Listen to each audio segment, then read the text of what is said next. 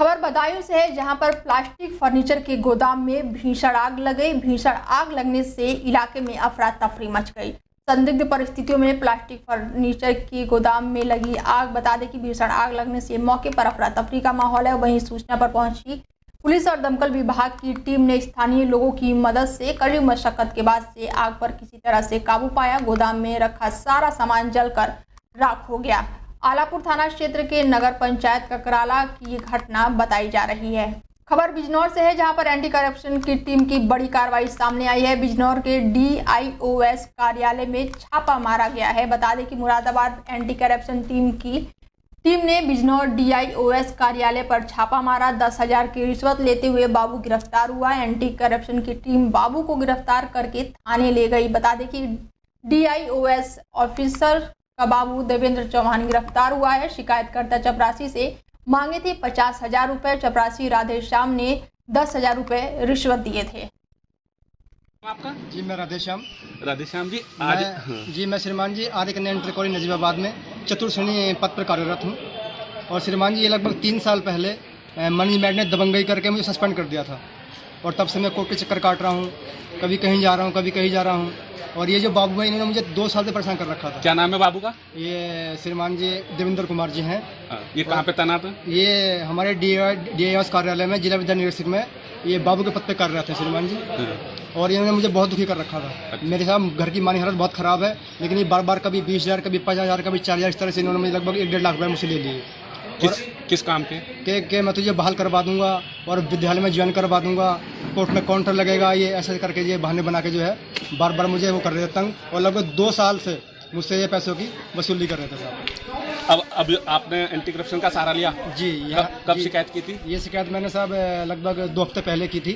और खबर चंदौली से है, जहां पर GRP जवान ने श्रद्धालु की जान बचाई है। स्टेशन पर अचानक श्रद्धालु की तबीयत बिगड़ गई। GRP जवान ने महाकुंभ संगम स्नान करके लौट रहे श्रद्धालु की जान बचाई। ट्रेन से घर लौट रहे श्रद्धालु की स्टेशन पर अचानक तबीयत खराब हो गई थी। GRP के जवान ने मौके पर CPR देकर श्रद्धालु की जान बचाई। श्रद्धालु को रेलवे स्टेशन पर अचानक हार्ट अटैक आ गया था।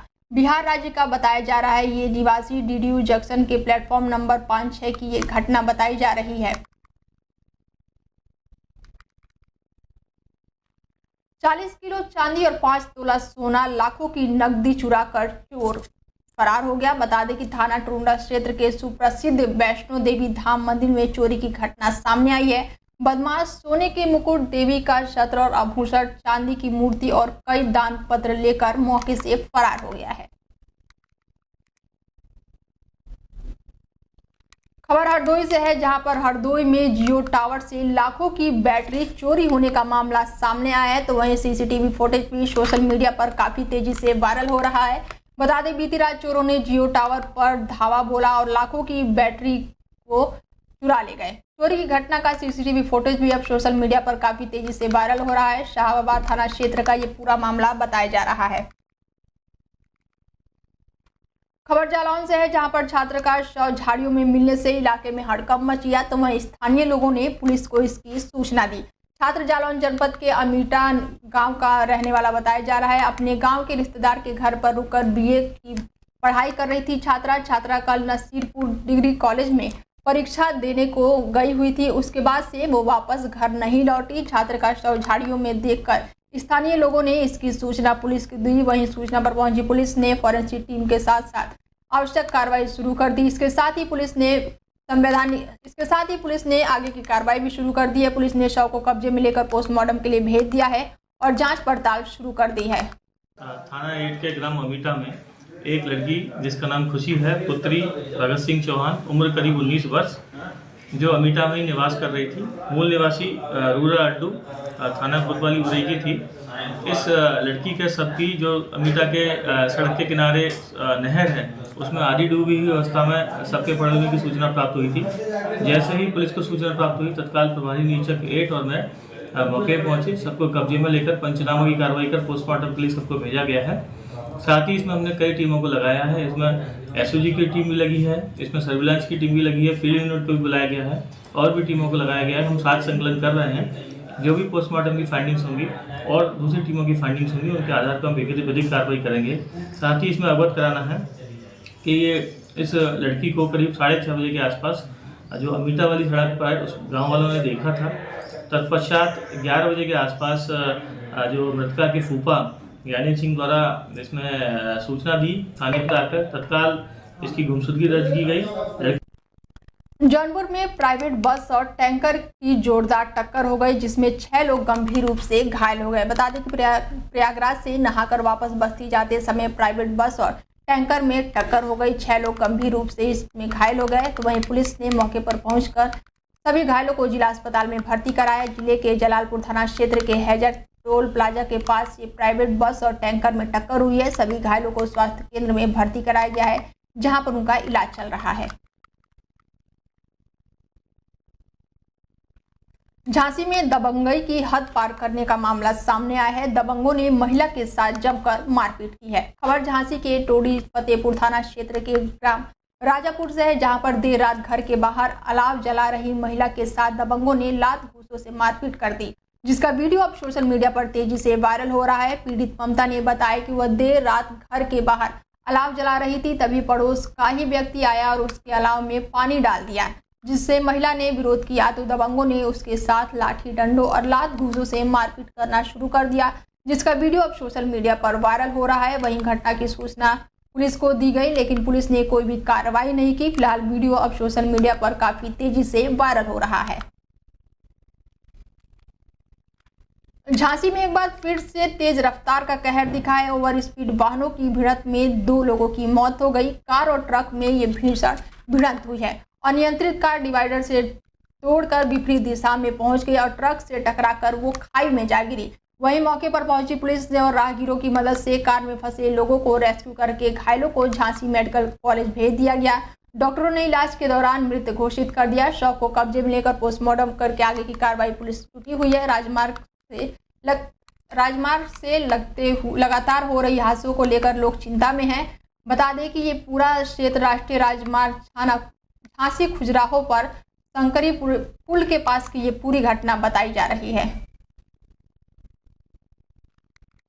डीएम कार्यालय में धरने पर बैठे राज्य मंत्री के पति सौभाग्य सिटी नाम से कंपनी बनाकर प्लॉटिंग शुरू कर दी। इसका मामला सामने आया। बता दें कि बिना किसी आदेश ग्रामीणों की जमीन पर कब्जा करने की शिकायत पर कार्रवाई न होने पर नाराज पूर्व सांसद व राज्य मंत्री प्रतिभा शुक्ला के पति अनिल शुक्ला डीएम कार्यालय में धरना पर बैठ गए। जानकारी पर डीएम ने कार्रवाई का आश्वासन देकर धरना किसी तरह से खत्म कराया।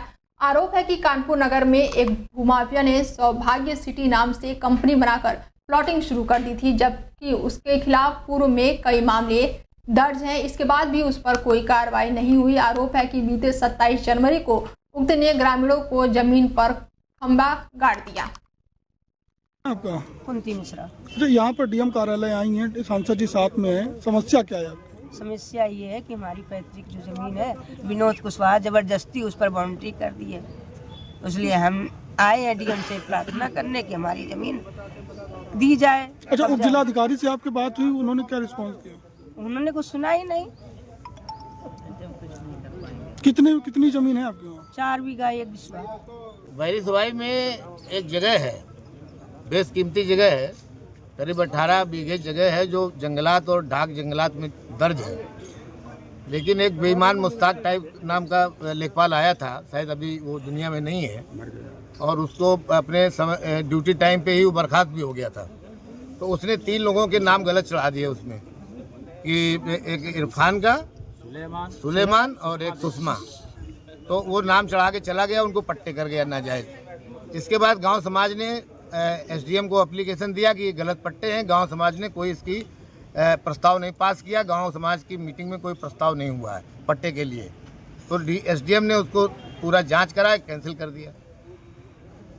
गांव वाले सोचे कि मेरा काम हो गया, लेकिन वो इसी बीच में चुपचाप जा करके और कमिश्नरेट से उस आर्डर को उसने बहाल करा लिया।